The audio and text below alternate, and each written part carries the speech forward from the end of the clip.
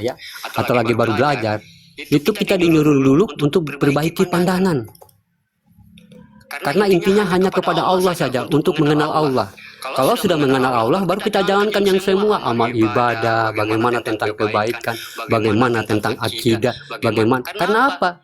Yang kita perbuat tentang akidah, kalau belum mengenal yang si dia itu, yang belum mengenal yang maha itu, bakal perbuatan kita ini nggak akan juga benar. Makanya syahadat itu diawalkan, ya, diawalkan dalam rukun Islam, biar umat muslim itu tahu dengan Tuhannya, agar apa yang dilakukan dari nomor 2 sampai di bawah rukun Islam ini nggak salah, ya. Nah, itulah yang dikatakan bermarifat, artinya basar, artinya kayak gimana dulu kita harus menguatkan, mengukuhkan pandangan kita ini, ya.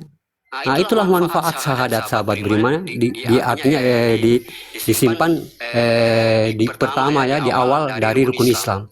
Bukan artinya bukan yang paling tertinggi dari yang lainnya, tapi wajib diselesaikan. Nah, itulah yang dikatakan janji.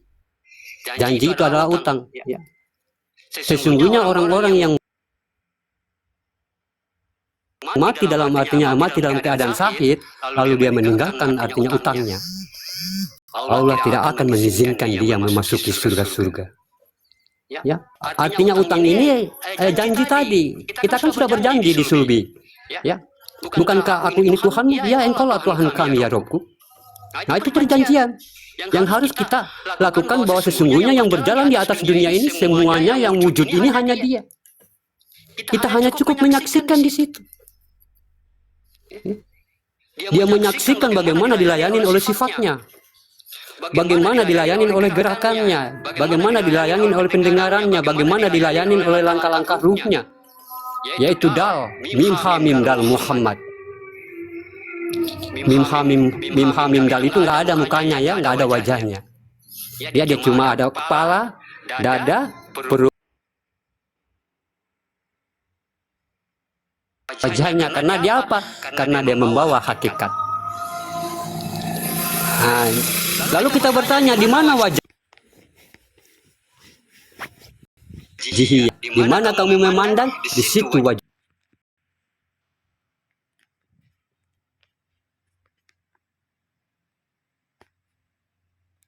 Nah, ini yang tidak ada kepada Muhammad adalah wajah. Yang ada kepada Allah yang tidak ada kepada Muhammad. Nah, inilah yang dikatakan kepala an-nazir, sifat batin, atau yang dikatakan sifat ma'ani, maknawiyah. Kalau ke bawah itu sifat an-nasir, ya, artinya sifat makhluk yang diadakan dengan zat kunah, ya. Kalau di atas ini diadakan dengan zat kunal, ya, atau dari ruhnya sendiri yang ditiupkan, yang dikatakan amruhu atau ruhu. Yang di bawah ini ruhi, ya, zat yang diciptakan. Makanya itulah yang artinya yang dikatakan kiasan dalam perjalanan Nabi Muhammad di langit ketujuh, yaitu buruk, ya, berkepala manusia, berbadan hewan. Nah, inilah sifat mani di kepala kita ini. Barang siapa yang membawa 7 sifat Allah dalam kepalanya dan dia menghilangkan keakuannya, ya, nah, itulah yang dikatakan orang-orang yang soleh, orang-orang yang muminin. Bagaimana orang-orang yang soleh? Bagaimana orang-orang yang muminin? Orang-orang yang muminin itu adalah orang-orang yang beribadah sampai kepada Allah.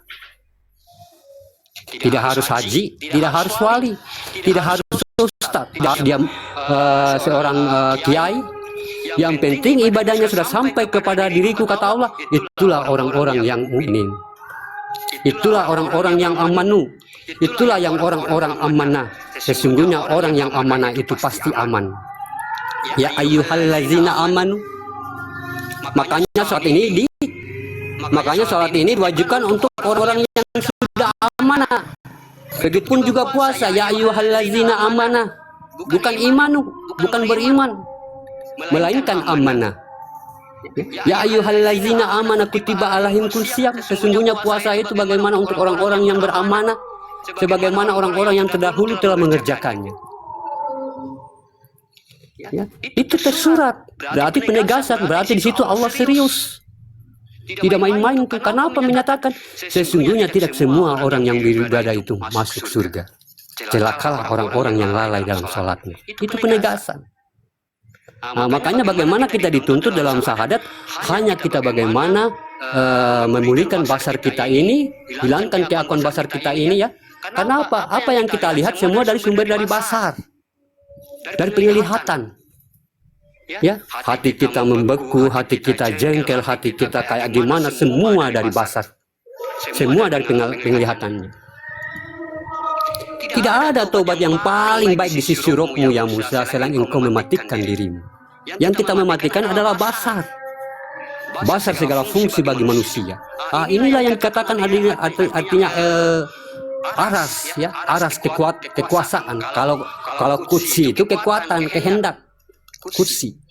Ya. Kalau aras itu kekuasaannya. Setiap dia melihat, Jabar di situ menghampirinya, menjabarkan. Ini apa yang kamu pandang, ini baik, ini buruk. Jabar tahu mana yang baik, mana yang buruk. Apa yang kita pandang, Jabar, Jibril ini ngomong dia, oh itu jangan lakuin, ini baik, ini buruk, ini halal, ini haram, tahu dia. Nah, ini yang dikatakan ma'rifat. Ya. Tidak ada yang mampu bermarifat, hanyalah dia. Betul kata Bang Alif ya. Alhamdulillah. Tidak ada yang mampu bermarifat dan tidak ada yang mampu melihat wajah Allah selain Allah itu sendiri. Nah, makanya marifat itu bukan satu ilmu kita untuk mau menjadi Tuhan, bukan ya. Bagaimana wujud ini ya, wujud ini sang nyata, artinya sang kesadaran sejati ini menguasai diri kita. Makanya kita harus paham di sini. Sesungguhnya siapa alam semesta ini sesungguhnya siapa yang mengadakan alam semesta ini? Ya, bukankah kita sendiri yang mengadakan alam semesta ini dan kita ini diadakan? Kalau bukan engkau Muhammad, takkan ada langit dan bumi ini. Makanya kalau kita dalam posisi ketuhanan tentang bagaimana memahamkan tauhid, kita inilah Rabbil Alamin, Tuhan sekalian alam. Karena apa? Alam semesta ini hadir karena untuk kita. Artinya hadir karena kita. Manusia artinya Muhammad yang mengadakannya. Dan kita harus mengerti siapa yang mengadakan kita ini. Bukankah dia yang tunggal? Yang menguasai diri kita. Yang mampu menghidupkan kita dan mampu juga mematikan kita. Rajanya manusia. Ya. Raja sesembahan manusia. Ya, Qul a'udzu birabbin nas, Malikin nas. Kodratnya satu, sahabat beriman, yang menguasai satu. Ya, tapi dia berupa-rupa kodrat kepada Adam. Ya, dia berupa-rupa kodrat kepada Adam, dia berupa-rupa wajah kepada Adam. Tapi kodratnya satu, yaitu ruhu. Ya. Tidak bukan berarti Allah itu banyak, tidak. Kodratnya satu. Cuma dia berupa-rupa pada Adam. Inilah sifat mu'at bagi Allah. Berbeda-beda wajah kita, ya, berbeda-beda hobi kita, berbeda-beda perjalanan hidup kita, itu mu'at.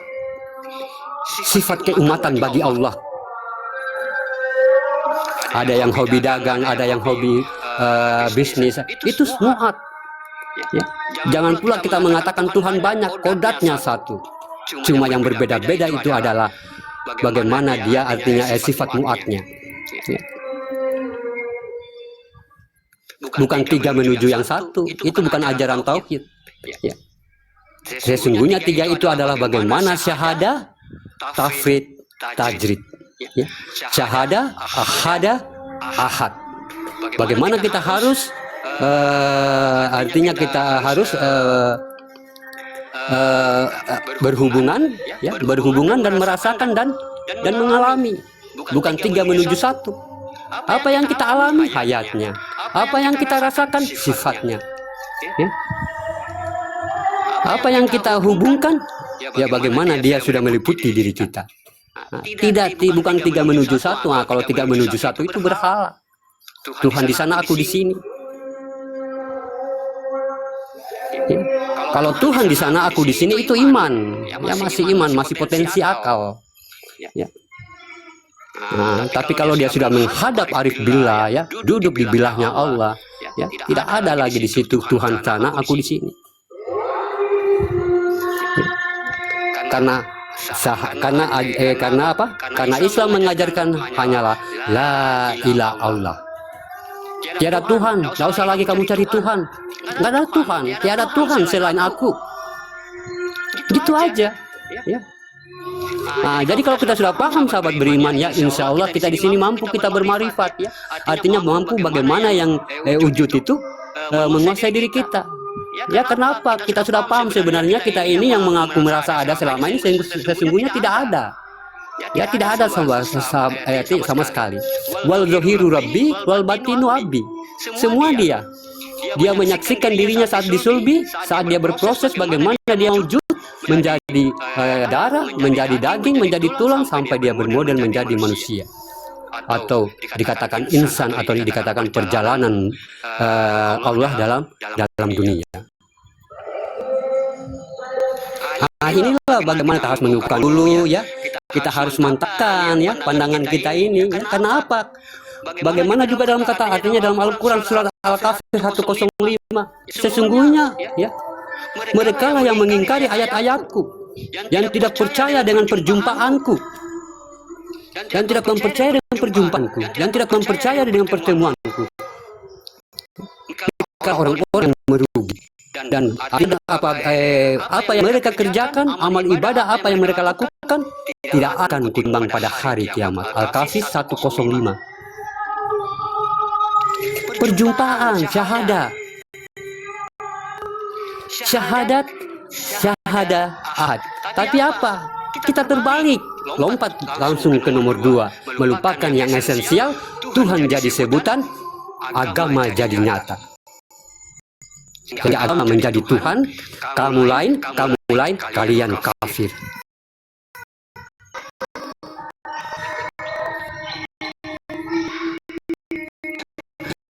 Kalau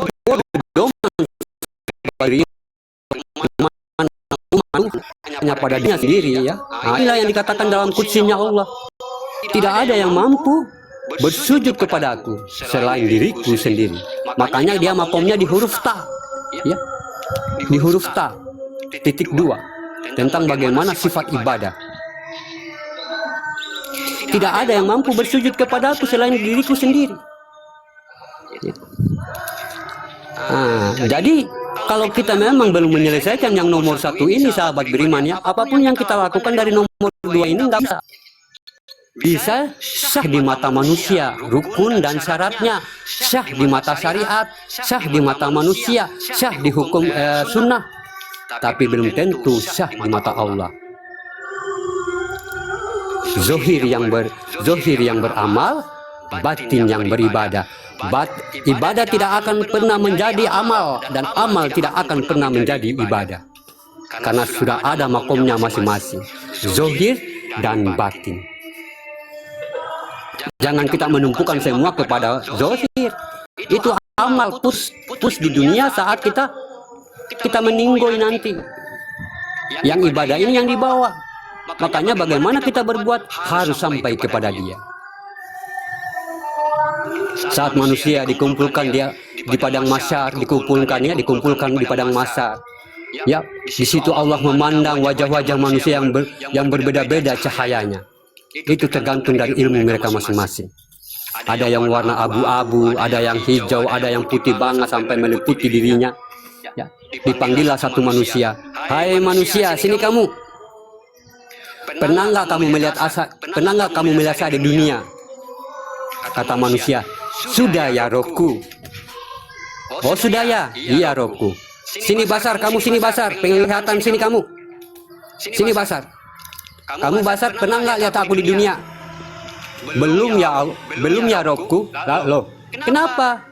Kan itu manusia bilang itu pernah melihat saya di dunia. Tapi kenapa kamu Basar pandangan tidak pernah melihat saya di dunia? Inilah yang dimaksud oleh Allah.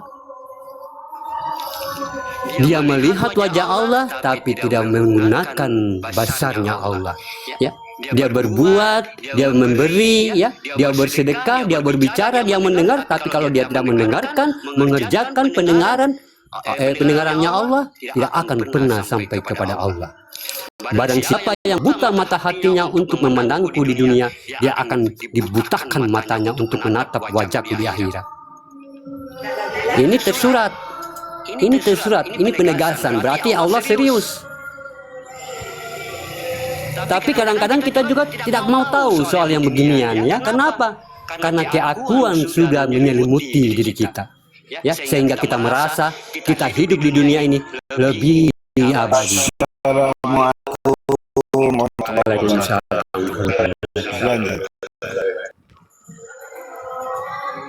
Ya, kita merasa diri kita ini hidup dengan lama. Ya, sehingga keakuan itu artinya sehingga diri kita ini membawa bagaimana kehidupan kita dalam kehidupan makhluk, ya, kehidupan manusia, kehidupan makhluk yang kita pandang semua adalah dunia, ya, sehingga kita terhijab, artinya mudah sekali terhijab, ya. Inilah orang-orang yang di alam kubur, artinya orang-orang yang tertutup pintu hatinya, yang tertutup akal, yang tertutup ilmunya, alam kubra. Jadi yang esensial itu harus kita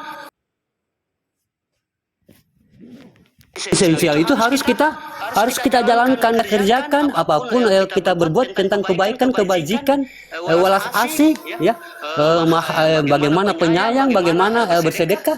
Tidak akan sampai kalau memang belum ada yang maha pemberi, maha penyayang, maha baik di dalam diri kita. Kalau kita belum menemukan yang maha-maha itu, makanya dikatakan agama Islam itu adalah agama diri. Makanya dia benar. Ya, agama Islam itu agama yang diri, makanya dia benar. Ya. Nah, tujuannya agama itu hanya bagaimana kita mengenal Allah. Bagaimana hanya kita ingin berjumpa dengan Allah, tidak ada yang lain. Ibadah itu kebelakangan, salat itu nomor 2. Lebih parahnya lagi kalau kita mengikut sunnahnya Nabi. Nah, Nabi umur 40 tahun baru diturunkan tuh salat. Kita enggak. Ya. Padahal salat itu ya ayyuhallazina amanu. Hai orang-orang yang sudah amanah, sesungguhnya sholat itu wajib yang ditentukan atas orang-orang yang beriman. Di situ nggak tulis yang ditentukan atas Allah, yang diperintahkan oleh Allah, nggak ada. Yang menentukan adalah dirimu. Kalau kamu sudah amanah, kalau kamu sudah bersih, wajib sholat. Ini bukan kewajiban. Kita terbalik. Ya. Sholat aja, ya, paksain lama-lama terbiasa. Emangnya Tuhan itu siapa? Keluarga. Tuhan itu memiliki saringan, ya. Dia mengandalkan mahanya. Maha apa? Maha suci, maha bersih, maha adil, maha benar. Jadi walaupun setitik biji zarah hadas kita, dia nggak bakalan terima. Dia ada saringannya, mahanya. Begitupun juga puasa, ya ayyuhallazina amanu, ya. Bagaimana artinya kerjakanlah artinya dirikanlah puasa itu sebagaimana orang-orang yang terdahulu mendirikannya. Dia enggak seru, hai orang-orang Islam, hai orang-orang soleh berpuasa kamu, enggak. Berarti selama ini yang kita kerjakan adalah puasa awam, tidak sampai ibadah. Makanya banyak orang fokus di perut. Jam 3 udah lapar. Padahal kalau orang yang berzikir, ya sahabat beriman, 2 hari 2 malam itu tahan lapar sambil berzikir itu nggak rasa. Mustahil. Itulah surat Al-Kahfi, itulah kolbu, itulah baitullah manusia. Bagaimana dalam surat Al-Kahfi ini menerangkan bagaimana nikmatnya zikir, ya, bagaimana nikmatnya zikir. Sampai mereka ditidurkan. Itu tidak ditidurkan dalam bahasa hakikat. Bagaimana mereka diperjalankan selama beratus-ratus tahun, ya, sampai dia naik sampai di langit Rosof, ya, bertemu dengan Nabi Muhammad saat itu. Ya. Siapa gerangan, wahai pemuda? Nah, lalu pemuda ini berkata, hai Muhammad, ya, sesungguhnya aku ini manusia biasa yang diberikan wahyu oleh Allah. Barang siapa yang ingin berjumpa dengan Tuhannya, jangan ia menyekutukan Allah dengan dirinya. manusia biasa, berarti bukan harus kiai kita untuk berjumpa dengan Allah. Kenapa? Syahadat adalah pernyataan, bukan pengakuan. Biar kita paham di situ mana Tuhan, mana hamba, mana Tuhan. Kalau kita mengaku cuma menjadi hamba, lalu siapa Tuhan kita? Yang Allah, yang alif lam lam ha itu. Bukankah itu asma? Makanya diturunkan asmaul husnanya. Bagaimana husnanya ini kita kerjakan? Ya, izin boleh enggak hamba host ya? Bisa. Oh iya, maafin ya silakan, saya mau mumpung juga mau sholat zuhur ya, silakan. Ya di sini Jangan dulu turun loh bang. Iya, di mute saja ya. Host izin host ya, monitor host semuanya ya. Ya, jadi tidak menguras. Kan ya. Ini saudara kita Al-Kafi ya. Ya, tentunya tadi saya minta maaf ya sebelumnya saya tidak di sini, artinya ini sama-sama kita belajar ya. Ya, tadi kita berbicara tentang makom ya, makom, kodrat ya, bagaimana tentang makom makrifat ya. Ya, tapi entah bagaimana ya dengan kesadaran kita masing-masing, Bang Al-Kafi ini langsung datang memotong ya, membicarakan tentang wawasan. Jadi apa yang disampaikan Al-Kafi ini dia wawasan. Ya, bukan berpotensi ilmu ya. Ilmu itu tentang kodrat, surat mana yang dikaji dan kita menyampaikan ya. Tadi kita mengetahui tentang marifat, tentang adanya marifat dari kajian alif lam lam ha ya. Makanya kalau kita mengkaji, kalau kita memahamkan itu, kita harus mengetahui kodrat dari dalam Al-Quran ya. Jangan kita keluar dari dalam Al-Quran. Harus kita mengetahui juga kodat-kodat hijahiyahnya, apa yang kita pahamkan. Seperti saya tadi, mana basarnya, tentang mana alif lam lam ha, tentang bagaimana marifatullah, marifatul izzatullah ya. Itu pakai kodat, pakai makom. Makomnya kita ilmu ya. Kalau Bang Arif, Bang siapa ini, Bang Kafi ini ya, dia wawasan ya. Beliau ini juga saya memang pernah lihat dia di mana-mana ya, artinya di room-room yang lain ya, selalu dia mengungkapkan seperti ini, sama dia pemahamannya, artinya sama apa yang dibawakan dengan di room ini ya, artinya masih berwawasan di sini ya. Bukan saya, artinya bukan berarti sudah berilmu, tidak ya. Makanya biar kita tahu mana ilmu itu, mana potensi ilmu, mana potensi wawasan ya. Karena Al-Quran itu makna ya, bukan kiraat dan kiraat. Bukan kiraat dan kiraat, baca arti dan ayat ya. Harus kita harus tahu mananya.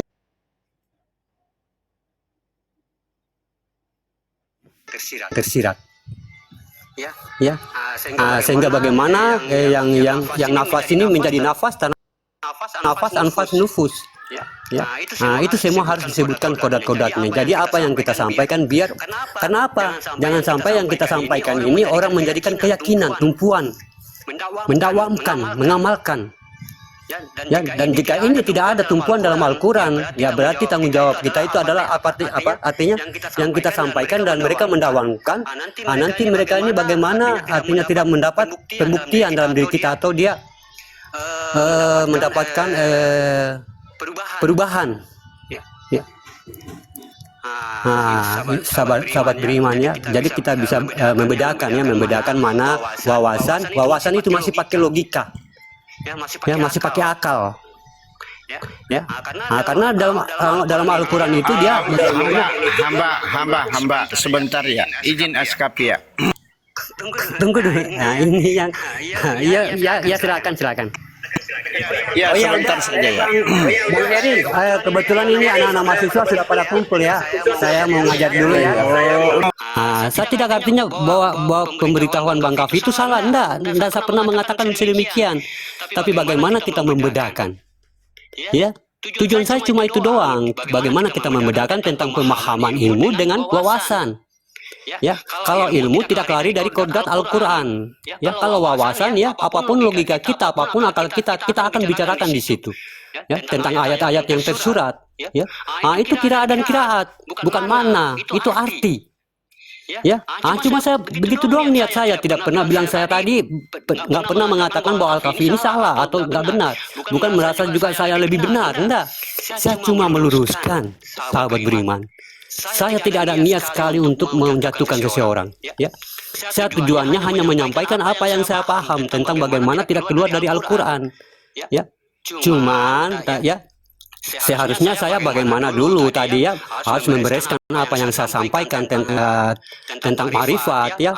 Saya tentang menyampaikan tentang bagaimana saya pahamkan juga kodratnya, bahwa itu harus dikaitkan alif lam lam ha asmaul husna ya. Sudah selesai baru buka topik yang baru tentang wawasan. Itu yang saya setuju. Makanya adab itu dalam bagaimana kita mengaji muzakarah di sini. Kita ini bukan ceramah di sini. Ya, ceramah itu secara amalia. Kita ini muzakarah, tauziah, berbicara tentang perjalanan ke Tuhan. Ya, makanya saya tidak mampu berdebat. Kenapa? Ya, saya tidak akan bisa berdebat karena memang itu adalah bagaimana mursyid saya yang mengatakan ya. Ya sesungguhnya bagaimana orang-orang yang memperdebatkan ilmunya ya, sedangkan ilmu itu kan al-ilmi, Allah sendiri. Ya. Lebih bijak artinya kita diam gitu ya. Tapi saya meluruskan, saya tidak membantah atau saya berdebat, gitu aja. Ya.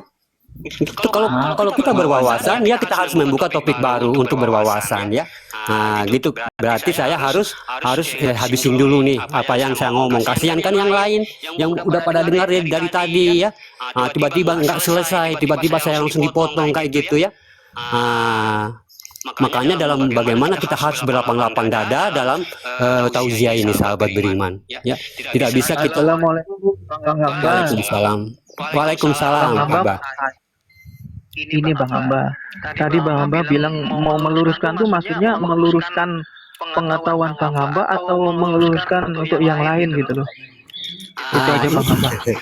Begini. Saya tadi kan artinya cuma mau menyampaikan sedikit, pas kan tadi Bang Kafi ini kan udah selesai nih, ya. Bang Kafi udah selesai. Pas saya mau nyambung, dia nyambung lagi tuh. Saya cuma mau meluruskan artinya bahwa saya itu pemahaman saya kasih selesai dulu, ya. Kasih selesai dulu. Ini udah beda kan karena kita wawasan dengan ilmu udah beda. Saya berbicara tentang ilmu. Saya selesaiin dulu tuh. Ya baru kita membuka topik baru. Ya. Gitu sahabat beriman ya. Jadi saya bukan membahas, maaf sekali lagi. Saya mau nanya narasi jenengan yang pertama tadi. Jenengan bilang kalau sholat itu bukan perintah atau bukan kewajiban umat Islam, tapi kewajiban yang amanah. Itu gimana maksudnya? Sedangkan yang saya tahu kan semua umat Islam yang makanya dalam makanya Al-Quran itu ada alif lam mim ya, ada akal, ada iman, ada ilmu. Makanya Islam itu sama semua, ya bersaudara. Tapi yang membedakan di mata Allah adalah derajat.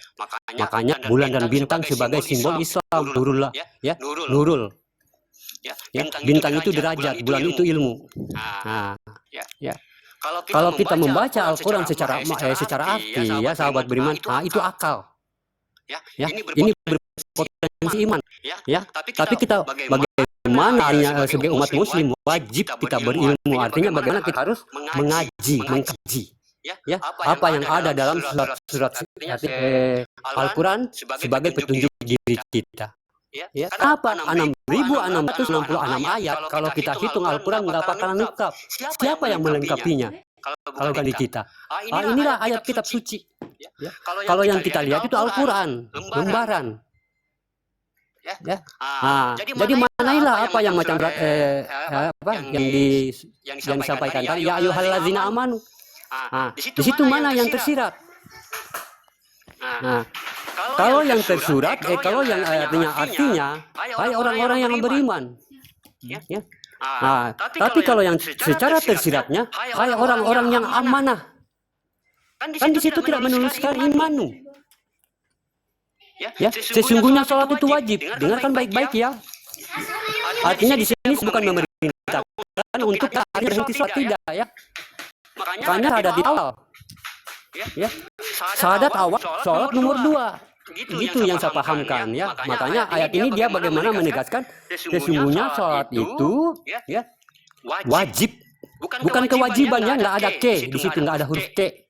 Wajib itu sifat rohimnya bagi Allah. Tidak diperintah, tulus hati sampai artinya sampai di hati nurani kita tulus. itu rohim. Ya, wajib itu, itulah yang diturunkan di kodrat ibu ya, sebagai rohim ya. Itu dia kalau bagaimana dia membesarkan anaknya itu tidak diperintah atau tidak digaji atau dia artinya mendapatkan iming-iming ya, takut neraka atau pahala ya, enggak ya, itu seorang ibu. Makanya jatuh kodrat Allah itu kepada rohimnya seorang ibu ya. Itu yang dikatakan wajib. Sesungguhnya sholat itu wajib yang ditentukan waktunya atas orang-orang yang amanu. Coba prediksi kata apa? Lihat kata-katanya sahabat beriman ya. Lihat kata-katanya atau huruf hijaiyahnya ya. Apakah di situ Allah memerintahkan? Makanya sholat itu kesadaran. Sudah bilang tadi Tuhan itu kan memiliki saringan maha. Kalau kita ini sholat masih berbentuk maksiat, masih membawa sifat kemanusiaan, Allah akan menyaring dengan mahanya, maha bersih. Kan nggak nyambung itu. Kalau kita masih kotor lepas sholat, kan sholat itu kan perjalanan hakikat atau perjalanan rohani. Kan saya sudah bilang tadi di kursinya Allah, tidak ada yang mampu bersujud kepada aku selain diri sifatku. Ya. Makanya ditegaskan juga dalam Al-Quran sesungguhnya celakalah orang-orang. Makanya sholat itu nomor 2. Lalu apa fondasinya biar tiang agama kita? Ada fondasinya. Kenal yang gitu bang. Bukan berarti saya untuk tidak sholat harus kita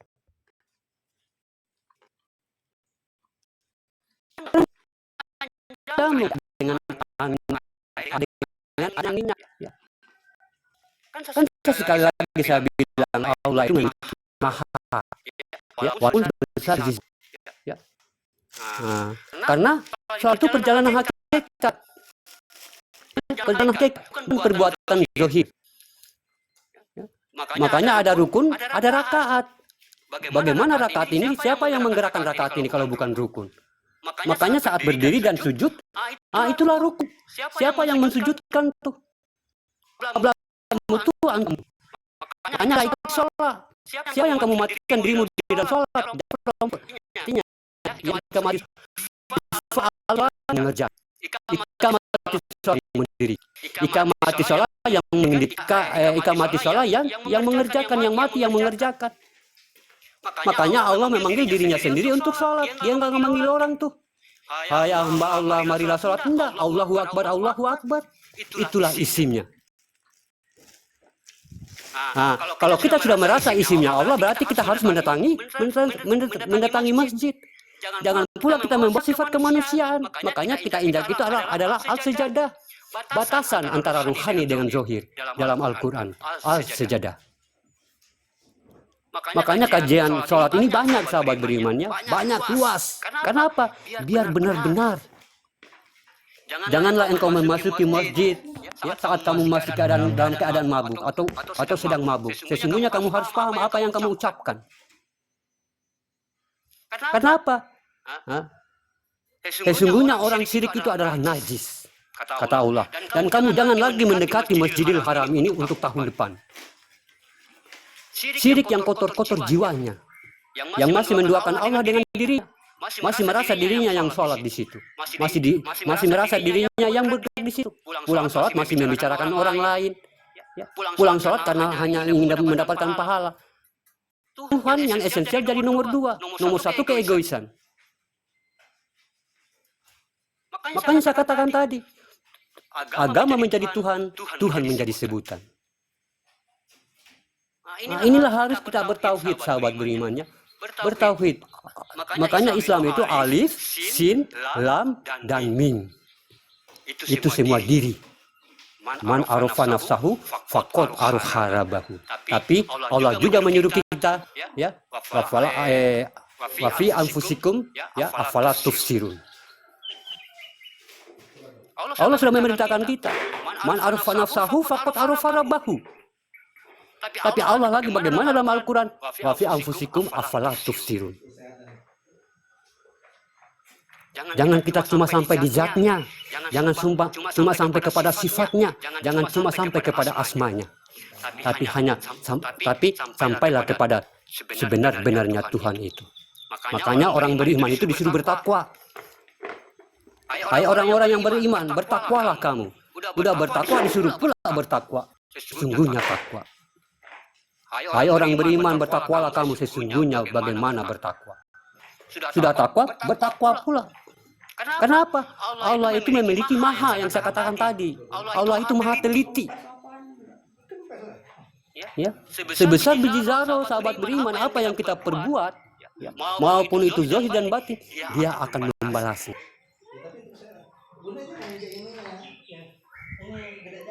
Ini yang kita harus buka, sahabat beriman, ya. Ini yang kita harus buka. Makanya dikatakan dalam Al-Quran bagi orang-orang yang berpikir pakai apa? Bagi orang-orang yang berakal pakai apa? Berakal dengan keakuan, berpikir dengan keakuan. Makanya jangan kita meyakini Tuhan dengan cara kita. Jangan kita mengimani Tuhan dengan cara kita. Mengimanilah dengan cara Al-Quran yang sebagai petunjuk manusia. Kalau sudah lari dari Al-Quran, apa yang dia katakan berarti itu tidak benar. Percaya sahabat beriman. Kenapa? 3 syarat dalam Islam. Beragama, mencari Tuhan, ya, dirikanlah salat, dan mengimani apa yang dikatakan dalam Al-Quran. Al-Quran adalah dalilnya manusia, mim ha mim dal. Makanya disyafatkan kepada Nabi Muhammad tentang bagaimana Al-Quran perjalanan ketuhanan Allah. Tidak ada kata-kata manusia di situ kalau secara makna. Kalau secara syariat, kalau secara amalia, kalau secara arti, qiraat dan qiraat. Nah, itu perjalanan manusia tuh. Seakan-akan Al-Quran ini sebagai buku sejarah. Makanya wawasan dengan ilmu beda. Begitu yang saya sampaikan tadi. Ya, seharusnya saya dulu itu harus menyelesaikan dulu apa yang saya sampaikan. Baru kita membuka topik baru. Saya tidak saling menyalahkan di sini. Kita sama bagus sahabat beriman. Sama artinya alhamdulillah. Ya, dengan warna-warni pembelajaran kita sebagai bagaimana kita bertauziah untuk menumbuhkan ketakwaan kita kepada Allah. Ya. Kalau kita sudah berbicara tentang ilmu, bagaimana malaikat itu menjumpai Allah, dia lebur. Ya. Malaikat Jibril itu saat dia mengantar dia menemani Nabi Muhammad naik ke Sidratul Muntaha, ya. Dia menemani beliau ya untuk berjumpa dengan Allah. Malaikat ini cuma sampai di Rof. Nabi Muhammad berkata, "Hai Jibril, kenapa engkau berhenti? Kalau saya naik lagi ya Rasulullah, saya akan lebur." Itu makhluk, itulah jabar, itulah akal sehat. Makanya dikatakan minal jinnati wan nas.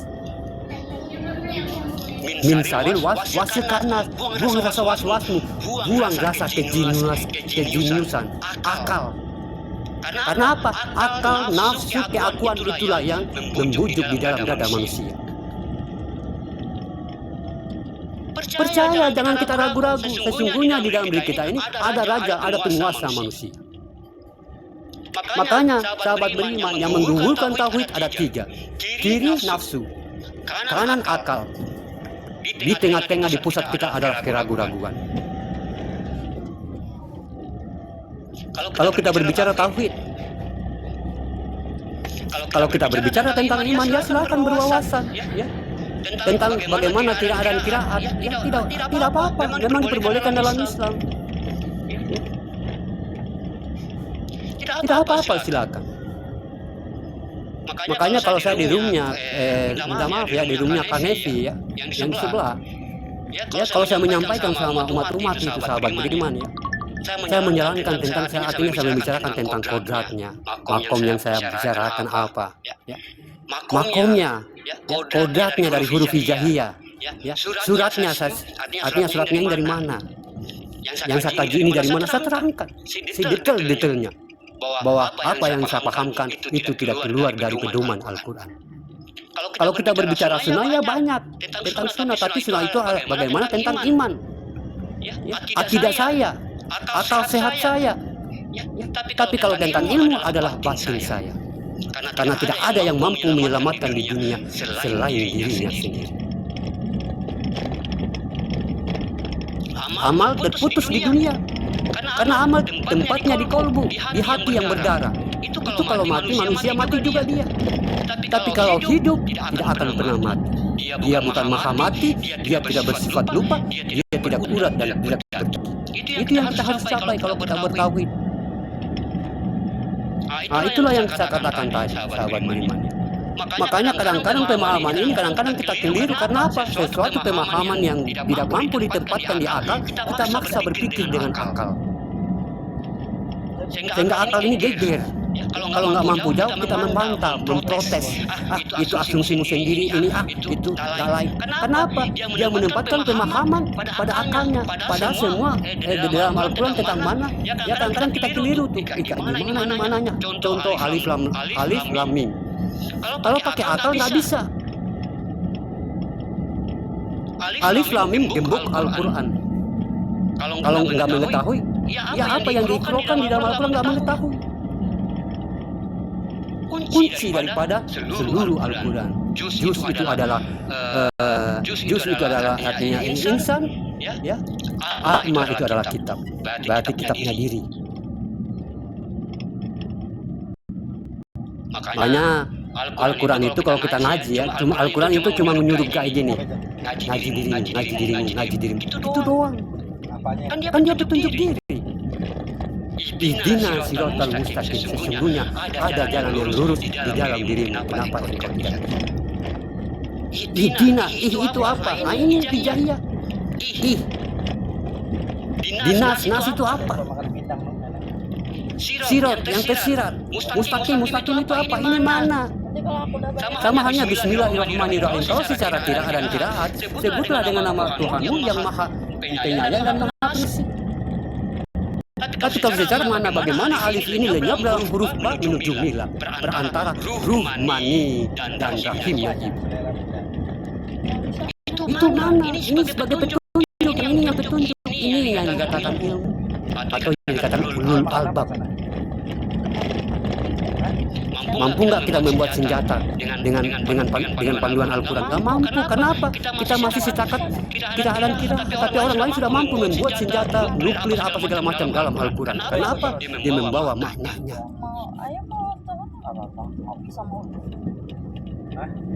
Ya, begitupun para mu'alaf. Kamu pikir orang yang mu'alaf itu tidak ada yang bimbing? Ada yang bimbing. Orang-orang yang ulul albab. Orang-orang yang paham Al-Quran. Sehingga hidayah itu betul-betul didapatkan dalam dirinya.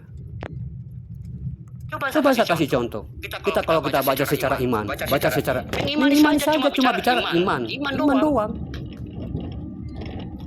Ini yang ditakutkan oleh Nabi Muhammad kalau kita berbicara tentang sunnah. Kenapa engkau Rasulullah setiap melihat badai hujan engkau menangis? Sarungnya mana sarung? Beginilah, ya. Beginilah artinya bagaimana yang saya memikirkan umat-umatku. Ya, beginilah manusia yang terjerumus dalam api neraka. Begini artinya derasnya. Yang ditakutkan itu umatnya. Berugilah umat Muhammad.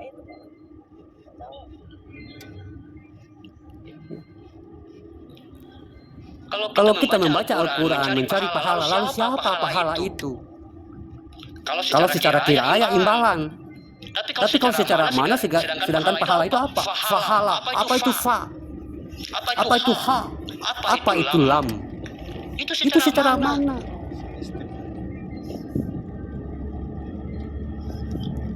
Ya.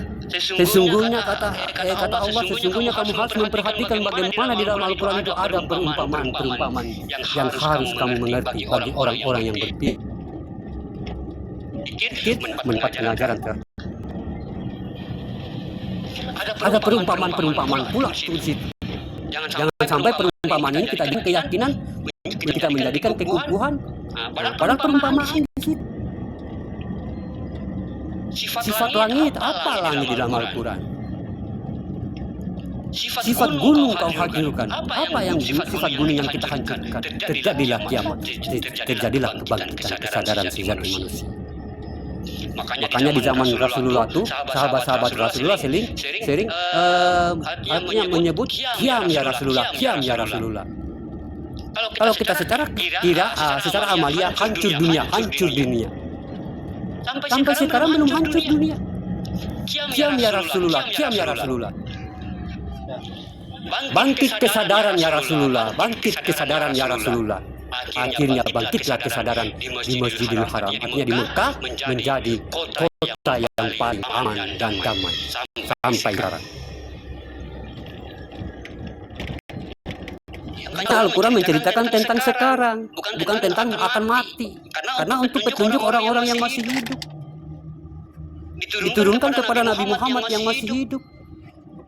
Jadi kalau dia mengungkapkan, ya berarti dia mengungkapkan bagaimana yang tentang masih hidup, tentang jannah. Ini dunia harus nyata. Ya. Kalau kita tinggal di dunia berarti harus nyata. Malaikat nyata, surga nyata, malaikat nyata. Ini kodrat dunia.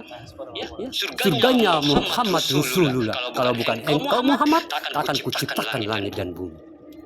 Makanya kita diturunkan sebagai khalifahnya Allah di muka bumi untuk menerangi alam semestanya dengan kesadaran Tuhan. Biar terjaga alam semestanya. Kenapa engkau menciptakan manusia ya Tuhanku? Bukankah manusia itu yang merusak bumi? Sesungguhnya apa yang kamu tidak tahu, aku tahu. Makanya kita diutus di dunia ini sebagai khalifah. Dan akhlak, makanya Nabi Muhammad, sesungguhnya aku ini diturunkan di dunia untuk meluruskan akhlak manusia. Akhlak adalah khuluq adalah ibadallah adalah syahadat ahad. Kalau akhlak secara amalia ya akhlak bagaimana kepada manusia, tapi akhlak secara ibadah bagaimana kita berakhlak kepada Allah. Itu yang dikatakan ibadah, tunduk dan patuh. Tunduk dan patuhnya bagaimana? Bukan tunduk kayak gitu. Tunduk itu bagaimana kamu harus syahadat ahad. Tidak kamu merasa di situ ada. Jangan kamu merasa kamu yang memberi.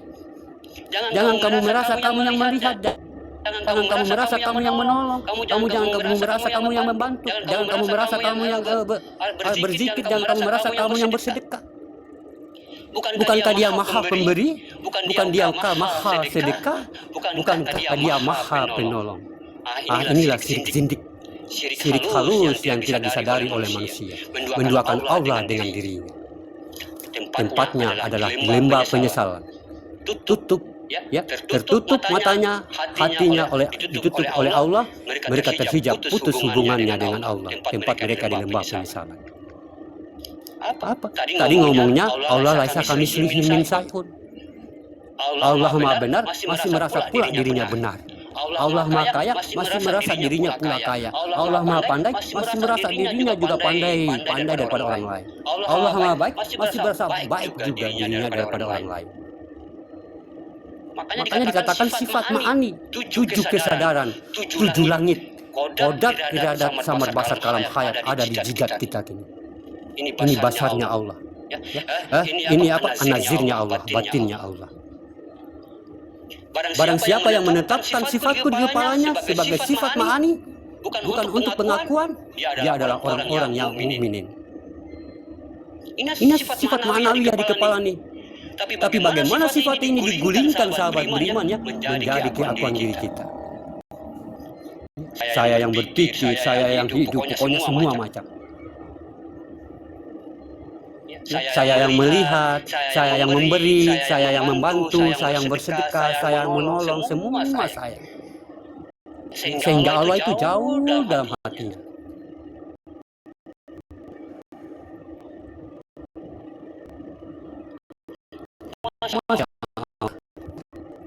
Jadi saya mohon maaf besar-besar sahabat beriman. Tidak ada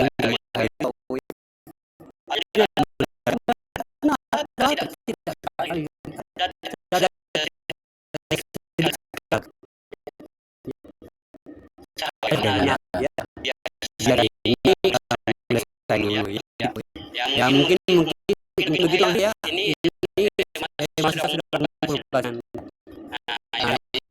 ya. Assalamualaikum warahmatullahi wabarakatuh semuanya dan semuanya.